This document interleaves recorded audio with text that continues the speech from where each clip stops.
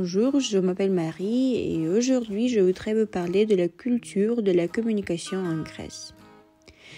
Il est vrai cependant que quelques coutumes et habitudes locales peuvent surprendre et qu'il vaut mieux les connaître. Je vais donc essayer de vous donner un petit aperçu de la vie à la grecque. Le rythme de vie. Les Grecs sont des gens du Sud, ils se lèvent souvent très tôt, mangent très tard et font les siestes leur sacro-saint hypnacos. Il n'est pas rare de traverser des villages totalement inanimés vers 15 heures et qui ressemblent à des villages fantômes. La famille est d'une grande importance dans la société. Il n'est d'ailleurs pas rare de voir 3 générations vivant sous le même toit. Ceci est de nos jours renforcé par les problèmes économiques dont souffre le pays. On peut noter l'importance familiale dans l'entreprise, en particulier la restauration et l'hôtellerie, où il est courant de voir enfants et parents travailler ensemble. Les grands-parents sont aimés, respectés et pris en charge s'ils le souhaitent. La femme a une place importante dans la société, c'est elle qui gère la famille et elle a son mot à dire dans l'entreprise. En maître mot, soyez sympathique et en venant envers eux et ils vous rendront votre gentillesse. Le mot accueil est formé en grec des mots philos, c'est ami, et xénos, c'est étranger. La philoxénia, c'est l'accueil, signifie donc que l'étranger est un ami.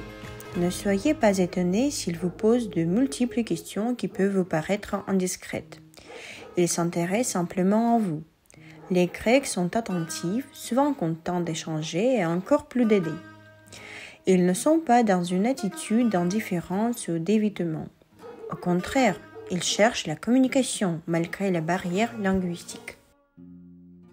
Chaque société est caractérisée par des coutumes propres à elle. La salutation en fait partie. Le bonjour grec se dit d'une façon très singulière. La traduction littérale du mot bonjour en grec est kalimera.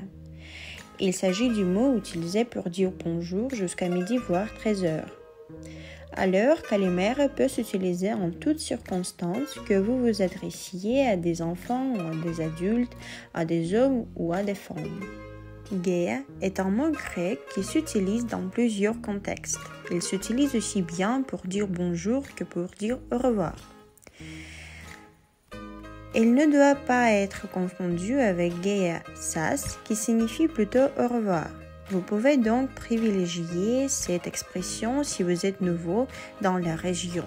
Yasu, ce mot grec, est considéré comme une expression familière qui signifie salut. Yasu s'utilise pour s'adresser aux jeunes gens, aux enfants ou à des personnes avec qui vous entraînez une relation familière. Si vous souhaitez vous adresser à une personne âgée, ce sera plutôt Yasus. À partir de 13h et du début de l'après-midi, Kalimera est remplacé par Kalispera, qui signifie bonsoir et employé pour le salut de l'après-midi. Attention, certains signes et gestes peuvent être mal interprétés. 5. Attention. Quand on veut dire 5, on ne montre jamais la paume de la main à son interlocuteur. En Grèce, il s'agit du moutsa et c'est une insulte grave. Donc, pour faire 5, on tourne la paume vers soi-même. Alors, le geste, ça vous plaît. Un geste très classique. La main bouge du haut vers le bas, les 5 doigts réunis et tournés vers le haut. Oui ou non? Le langage du corps diffère de pays en pays, même pour les gestes qui semblent évidents. En Grèce, la façon de dire oui ou non de la tête peut induire en erreur.